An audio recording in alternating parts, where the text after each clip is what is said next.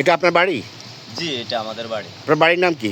আমাদের বাড়ির নাম হাদুমগাজী ব্যাপারী বাড়ি, দেবনগর, ৮ নং ওয়ার্ড দেবনগর, ৯ নং গোলাকোট ইউনিয়ন, রাঙ্গমুঞ্জ, লক্ষ্মীপুর।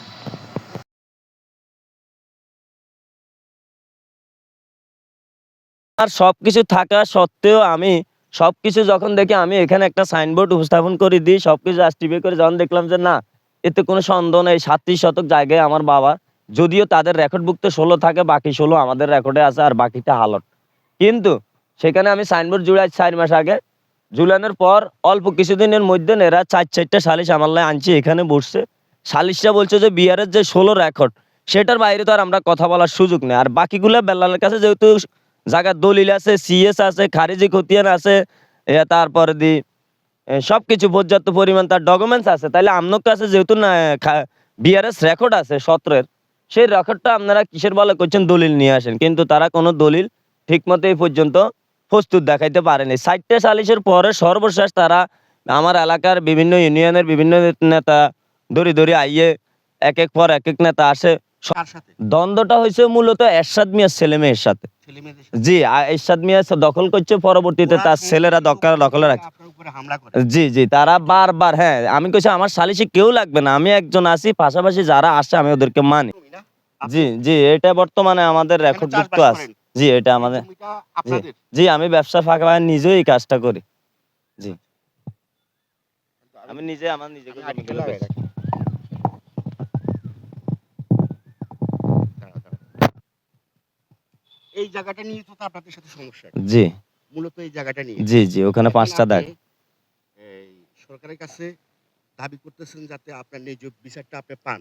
জি, এই তো সাইনবোর্ড ভাঙার সময় স্যার আমরা আসিলাম না, আমরা এই মাত্র আধা ঘন্টা হয়েছে বাড়ির দিকে গেছি, হিসি দিয়ে শুনি এই ভাঙতে আছে লোকিদের পাড়া একজনে আওয়াজ দিছে যে তোর সাইনবোর্ড ভাঙি হেলাইছে, দৌড়াদৌড়ি করি আইসি, আই দে হান্দাই যাইতে আছে সাইনবোর্ডের কাগজ লই মোর্শেদের বাইরব, তারপর মারজান তার ছেলে আদির, তারপরে মোর্শেদের বইনের জামাই মতিনের একটা ছেলে, হেরাটি সবাই রাতের মধ্যে লাডি সন্ডা আরো ওই লিলুফা ছেলে, স্যার এইগের নাম জানি কি যাবেদ, এগুন কতুগুন মিলি বেগুনের এত লাডি সন্ডা দা সেনি দৌড় দিছে ঘর হাঁদাই গেছে, হাঁদাই ঘরের হেকিনে দি মাটি কাটে, সেইটার তলে সাইনবোর্ড সেইটা বিষেই উর্বে দি মাটি গেলাই দিছে, ঘরক আইসে কাড়ি সেগুলা আনামত রাখছে, আর ই গেছ যে ৩ ডিসিম রুইছে সেই ৩ ডিসিমের দান বেল্লালতে কইছে লই।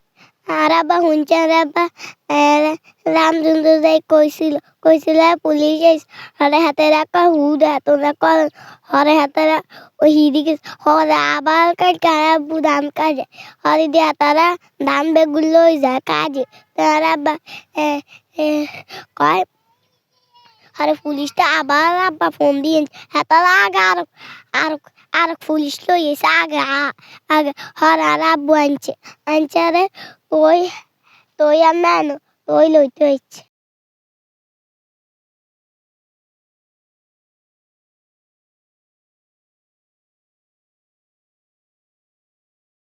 ১৯ শতক জায়গা বিক্রি করে দেয়।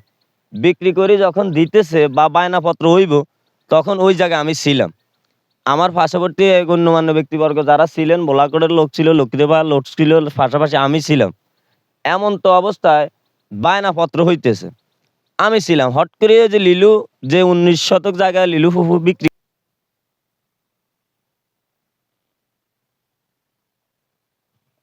গতকালকে ইউনিয়ন অফিসে যখন আমি যাই,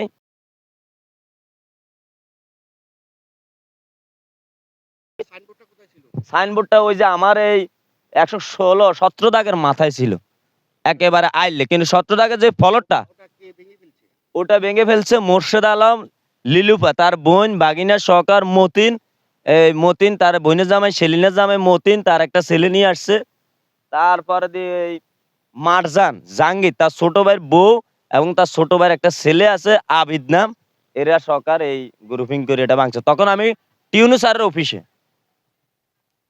স্যারের অফিসে গেছিলাম তখন।